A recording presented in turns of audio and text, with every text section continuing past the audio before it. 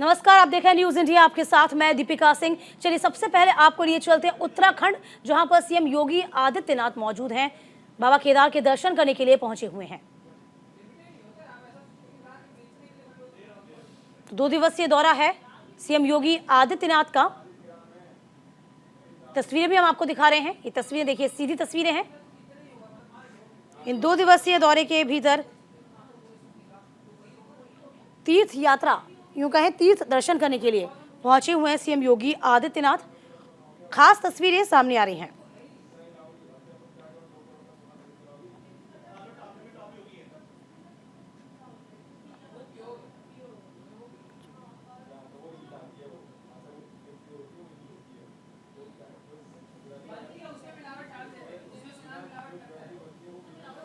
तो तस्वीरें हम लगातार आपको दिखा रहे हैं। 2 दिवसीय दौरा है जिसमें सुरक्षा व्यवस्था का माकूल ख्याल रखा गया है। तस्वीर देखिए जरा आप, जहां पर पहुंचे हैं सीएम योगी आदित्यनाथ। इससे पहले आपको बता दें कि मध्य क्षेत्रीय परिषद की बैठक में भी शामिल हुए थे। वो 2 तस्वीरें देखिए जरा आप, दौरे के बाद अभी की तस्वीरें, निकलती हुई तस्वीरें। और यूं कहें दर्शन के बाद केदारनाथ पहुंचे थे, दर्शन किए, पूजा अर्चना की। इसके बाद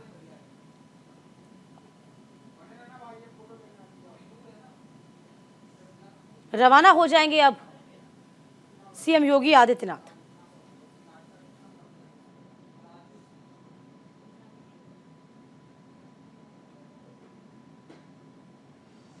देहरादून जैसी सीएम योगी आदित्यनाथ पहुंचे थे तब उनका भव्य स्वागत किया गया था।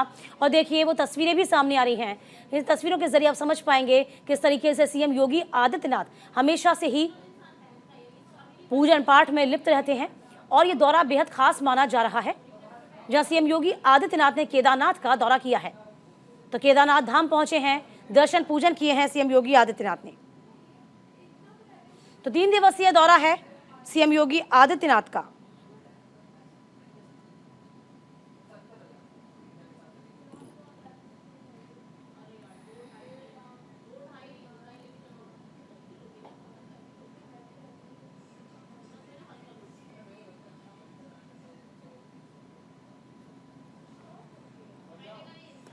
हम तस्वीरें लगातार आप तक साझा कर रहे हैं। ये तस्वीर देखिए जरा आप, सीएम योगी आदित्यनाथ पहुंचे हुए हैं, केदारनाथ का दौरा कर रहे हैं। और देखिए इसी के साथ साथ आपको बता दें कि भव्य स्वागत यहां पर दून पहुंचे तब योगी आदित्यनाथ का किया गया था।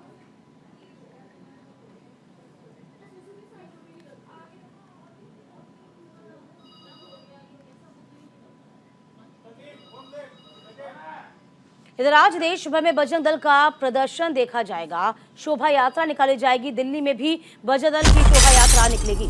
तो शोभा यात्रा को देखते हुए सुरक्षा के कड़े इंतजाम किए गए हैं।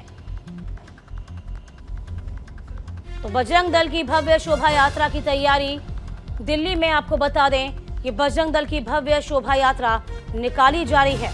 देश भर में आज बजरंग दल शोभा यात्रा का आगाज करने जा रहा है। तस्वीरें आपको बता रहे हैं दिल्ली से, जहां देश भर में बजरंग दल शोभा यात्रा निकालेगा।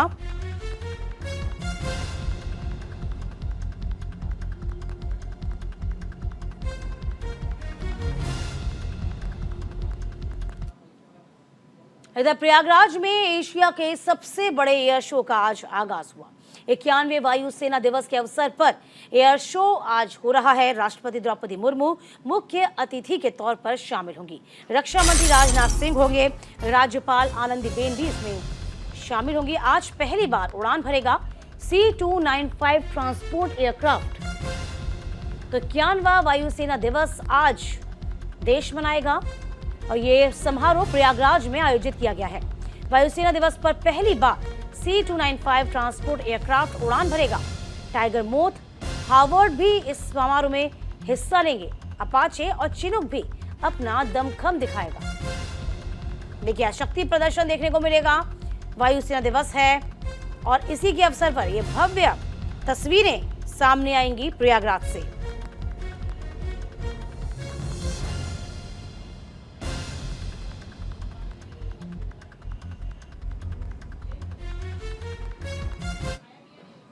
और इस बीच बड़ी खबर आपको बता दें, इजराइल और हमास के बीच लगातार जंग जारी है। इजराइल में हमले में 300 से ज्यादा की मौत हो गई है। 1000 के आसपास लोग घायल हो गए हैं। इजराइल के जवाबी हमले में हमास को भारी नुकसान हुआ। जवाबी हमले में 230 की मौत की खबर अब तक मिली है। तो हमास के हमले के बाद इजराइल ने भी युद्ध की घोषणा कर दी है। हमास के हमले के जवाब में इजराइल द्वारा शुरू किए गए इजराइल के जवाबी हमले में 230 से ज्यादा मौतें हुई, 1500 से ज्यादा लोग घायल हुए। ऑपरेशन आयरन स्क्वाड्स के जरिए हवा, जमीन और समुद्र से गाजा पट्टी में रॉकेटों की बौछार की जा रही है। इजरायली वायुसेना के दर्जनों लड़ाकू विमानों ने पूरे गाजा पट्टी में आतंकवादी संगठन हमास के 17 सैन्य परिसरों और 4 हेडक्वार्टर्स पर हमला किया। आपको बता दें कि इजराइल में शनिवार का सूरज गाजा पट्टी में धमाकों की गूंज के साथ उठा, जहां फिलिस्तीन के आतंकी संगठन हमास ने इजराइल पर महज 20 मिनट के अंदर 5000 रॉकेट दागे। हमले में अब तक 300 से ज्यादा लोगों की मौत की बात सामने आई है। 1000 से ज्यादा लोग घायल हुए हैं। वहीं हमास की ओर दावा किया गया है कि उसने कई इजरायली सैनिकों को बंधक बनाया। इसके अलावा इजराइल के पीएम नेतन्याहू ने सबसे पहले युद्ध का ऐलान कर दिया, फिर कैबिनेट की बैठक बुलाई। इसमें 3 एक्शन प्लान पर फैसला हुआ। नेतन्याहू ने कहा कि इजराइल में युद्ध के हालात हैं। हमला पहला उद्देश्य हमारे क्षेत्र में घुसपैठ करने वाली शत्रुतापूर्ण ताकतों को हटाना, उन समुदायों के लिए सुरक्षा शांति को बहाल करना जिन पर हमला किया गया है।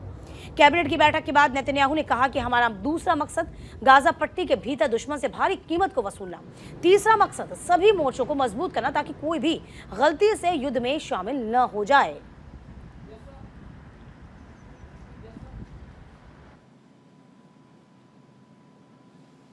इधर इजराइल में भारतीय अभिनेत्री फंसी हुई हैं। नुसरत भरूचा फंसी हुई हैं और लंबी मशक्कत के बाद नुसरत से संपर्क करने की कोशिश हुई है। नुसरत भरूचा को सुरक्षित घर वापस लाया जा रहा है। हाइफा अंतर्राष्ट्रीय फिल्म महोत्सव में शिरकत करने पहुंची थी नुसरत।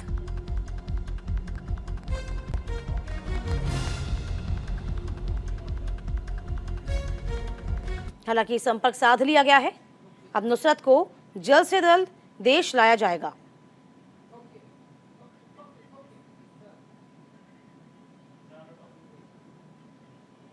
तो फिलहाल बड़ी खबर आपको बता रहे हैं, इजराइल में जिस तरीके से हमास ने हमला किया और अब युद्ध का ऐलान हो चुका है, इसी को लेकर अब लगातार हमले जारी हैं।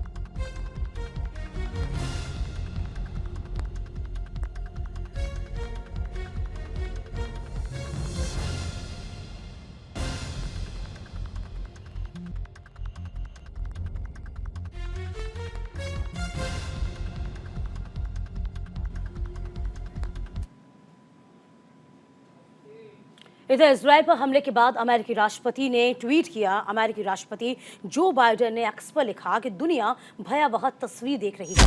हमास के आतंकवादी सैनिकों नागरिकों को मार रहे हैं।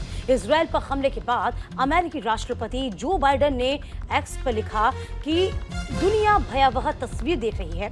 इजरायली शहरों पर हजारों रॉकेट बरस रहे हैं। हमास के आतंकवादी न केवल इजरायली सैनिकों बल्कि नागरिकों को सड़कों और उनके घरों में मार रहे हैं। ये अनुचित है। इजराइल को अपनी रक्षा करने का पूरा अधिकार है।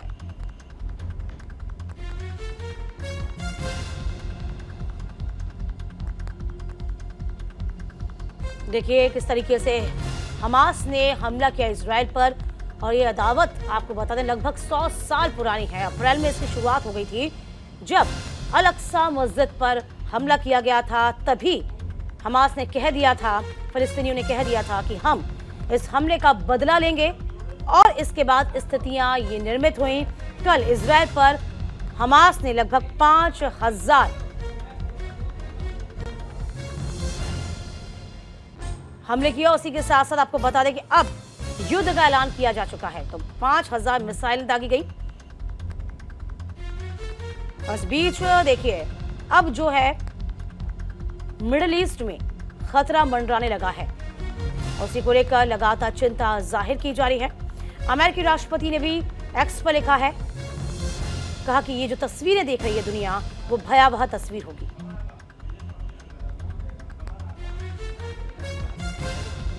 तो फिलहाल आपको बता दें, बड़ी खबर है। तो हमास के सैन्य ठिकानों पर ताबड़तोड़ हमले अब इजरायल की ओर से जारी हैं। तो बड़ी खबर आपको बता दें किस तरीके से हमास के आतंकियों ने भारी मात्रा में जब रॉकेट दागे थे। और तमाम जानकारी के साथ हमारे साथ विदेश मामलों के जानकार कमर आगा जी मौजूद हैं। कमर जी, बहुत स्वागत है आपका न्यूज इंडिया पर। देखिए, जिस तरीके से इजरायल पर हमला किया सबसे पहले हमास ने, और अब ट्वीट भी बाइडेन का आ गया। उन्होंने साफ तौर पर एक्स पे लिखा कि दुनिया भयावह तस्वीर देख रही है। वाकई में ये मिडिल ईस्ट के लिए बहुत बड़ा खतरा हो जाएगा कमर जी? अभी तो नहीं है। हाँ, अगर दूसरे मुल्क इसको ज्वाइन करते हैं या मिलिटेंट ऑर्गेनाइजेशन दूसरे मुल्कों की, तो ये खतरा बन जाता है। लेकिन दूसरी तरफ खतरा इस तरह का है कि अब जो सऊदी अरेबिया इजराइल की जो दोस्ती थी, होने वाली थी, मुझे लगता है कि उसमें अब समय लगेगा। और फिर ये है कि अगर दूसरे देश जीतते हैं और ईरान के ऊपर भी अटैक होता है या ईरान करता है कुछ, तो उस स्थिति में एक बड़ी खतरनाक सिचुएशन हो जाएगी। पूरे ये जंग फैल जाएगी रीजन में। लेकिन ये है कि अभी सबकी कोशिश ये है कि इसको वहीं इजराइल से आगे न बढ़ने पाए। लेकिन कमर जी, जो तस्वीरें आ रही हैं, जो खबरें भी आ रही हैं, हम विदेशी मीडिया का भी हवाला देते हैं, साफ तौर पे कहा जा रहा है कि हमास को जो समर्थन मिला हुआ है वो कहीं ना कहीं ईरान का समर्थन है। इसमें तो कोई शक ही नहीं है। हाँ। वो कोई छिपाई हुई बात नहीं है। हाँ। इजराइल तो उसके अस्तित्व को ही नहीं मानता। फिर उसके बाद ईरान और जो है वो इनको सपोर्ट करता है, लेकिन डायरेक्ट सपोर्ट इस तरह की नहीं है मिलिटेंट की। हालांकि इजराइल ने कई बार कहा है कि उनको टेक्नोलॉजी जो मिलती है हमास को, वो ईरान प्रदान करता है। इसी की इजराइल जो हमास के पास वेपन सिस्टम है वो बहुत ऑर्डिनरी किस्म के हैं, और धीरे धीरे उन्हीं ने उसकी क्षमता बढ़ाई है बहुत सालों में। लेकिन ये कि बहुत अच्छे वेपन नहीं है उनके पास। जो कुछ वेपन है या तो इजराइलियों से छीने हुए हैं या उनके पास पुराने किस्म के रॉकेट हैं। उन्हीं का वो इस्तेमाल करते हैं। और देखना ये इसको है हम देखिए, यदि कमर जी देखें इस पूरे युद्ध को देखें, क्योंकि अब तो नेतन्याहू ने आगाज ही कर दिया है कि अब तो युद्ध होगा, ठीक है, लेकिन क्या ये बहुत बड़ी गलती हो गई हमास से? फिलिस्तीनियों से हम क्या माने इस चीज को, क्योंकि इजराइल को सभी जानते हैं। नहीं, ये युद्ध तो चल ही रहा है। रोजाना फिलिस्तीनी मर रहे थे। दूसरा एस्पेक्ट भी तो देखिए, रोजाना ये जिस तरीके से थे, ये युद्ध से मसला नहीं होगा। ये कई बार इजराइल इनकी पिटाई कर चुका है और इन्हीं इजराइल की पिटाई की है। ये हल होगा बातचीत से, और टू नेशन जो फार्मूला था वो जब तक नहीं आएगा तब तक ये चलता ही रहेगा। इजराइल पीट देगा, उनके मकानात गिरा देगा, इनके जितने लीडर्स हैं उनको मार देगा, हमास के कमांडर वगैरह, और फिर 2 साल के अंदर नए कमांडर, नई फोर्स, नई सब चीज बन जाती है। तो ये इस तरह से खत्म होने वाला नहीं है। देखो, ये जो अदावत है लगभग कमर जी हम यूँ कहें कि 100 साल पुरानी अदावत है। अभी बीच में लग भी रहा था कि दोनों में सुलह हो जाएगी, सऊदी बीच में भी आता अब, लेकिन अब स्थितियाँ माकूल होती नजर नहीं आती हैं। कमर जी, क्या लगता है? नहीं, बिल्कुल आपने ठीक कहा। ये अदावत 100 साल पुरानी है। जब ऑटोमन एम्पायर टूटा तब से ये समस्या चल रही है। फिलिस्तीन ही को नहीं बंटवारा हुआ, इंडिया का भी बंटवारा हुआ, फिर वियतनाम का भी बंटवारा बाहर की ताकतों ने किया, फिर उसके अलावा कोरिया भी डिवाइड हुआ, अफ्रीका में भी वाइट माइनॉरिटीज को इन लोगों ने हुकूमत सौंप के अंग्रेज चले गए। तो ये इस तरह से ये पूरा पाकिस्तान को बना दिया गया। एक मुसीबत भारत के लिए खड़ी कर दी उन लोगों ने। ये तो कॉलोनियल प्रॉब्लम है और चलती चली आ रही है। अब उसका समाधान यही है कि भैया 2 नेशन बने, नहीं लेकिन ऐसा बनेंगे संभव, तो हाँ बिल्कुल संभव हो नहीं पा रहा है। चलिए बहुत जी, शुक्रिया कमल। जी कमल जी, आप न्यूज़ इंडिया से जुड़े। इस बीच आपको बताने खबर है जामिया मिलिया इस्लामिया से, जहां इस विश्वविद्यालय में लापरवाही और सुरक्षा का उल्लंघन का मामला सामने आया है। दरअसल कल शाम 5 से 6 बजे के करीब जामिया गार्ड में जामिया के जाकिर हुसैन हॉल का गेट खोलकर 20 से 25 उपद्रवियों ने कॉलेज में प्रवेश किया। इसके बाद जमकर हंगामा हुआ। इसमें लॉ फैकल्टी के छात्रों को गंभीर चोट आई है। इसके बाद से छात्र प्रोटेक्टर ऑफिस पर प्रदर्शन कर रहे हैं, लेकिन पूरे मामले में प्रशासन कोई जवाब नहीं दे रहा। इधर सीसीटीवी फुटेज को भी छुपाने की पूरी कोशिश की जा रही है।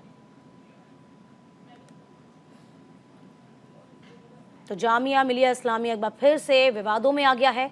ये लापरवाही का बड़ा मामला है, जिसमें उपद्रवियों ने कॉलेज में घुसकर हंगामा किया। 20 से 25 की संख्या बताई जा रही थी, जहां कई छात्र गंभीर रूप से घायल हुए हैं।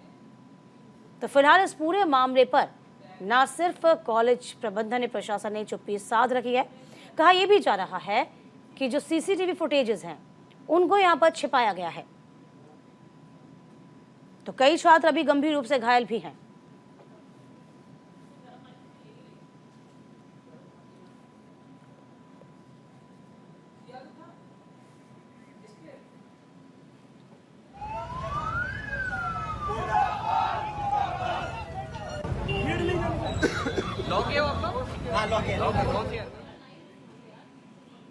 इधर कर्नाटक की राजधानी बेंगलुरु में दर्दनाक हादसा हुआ है। अतिबेले में पटाखे की दुकान में भीषण आग लग गई। हादसे में 12 लोगों की आग में झुलसकर मौत हो गई है। कर्नाटक के मुख्यमंत्री सिद्धरमैया ने दुख जाहिर किया। आज घटनास्थल का दौरा भी करेंगे सीएम।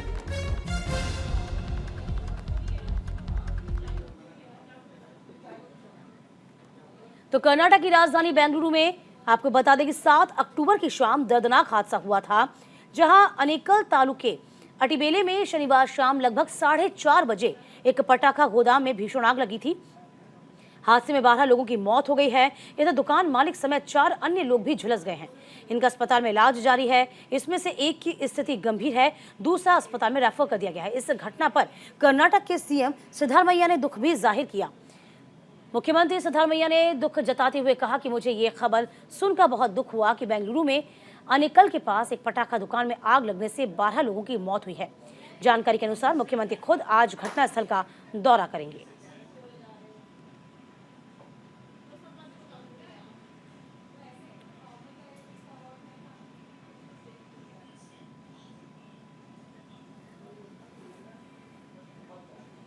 इधर असम के करीमपुर में पुलिस को सफलता मिली है। पुलिस ने 568 ग्राम हेरोइन जब्त की है। पुलिस ने 3 ड्रग तस्करों को गिरफ्तार किया है।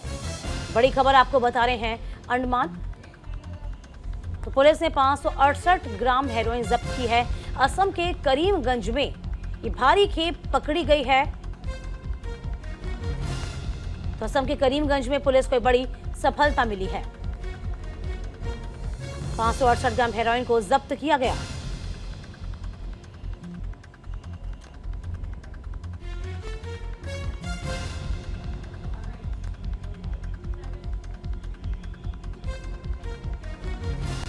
पुलिस ने 568 ग्राम हेरोइन जब्त की है। तलाश में पुलिस जुटी हुई है।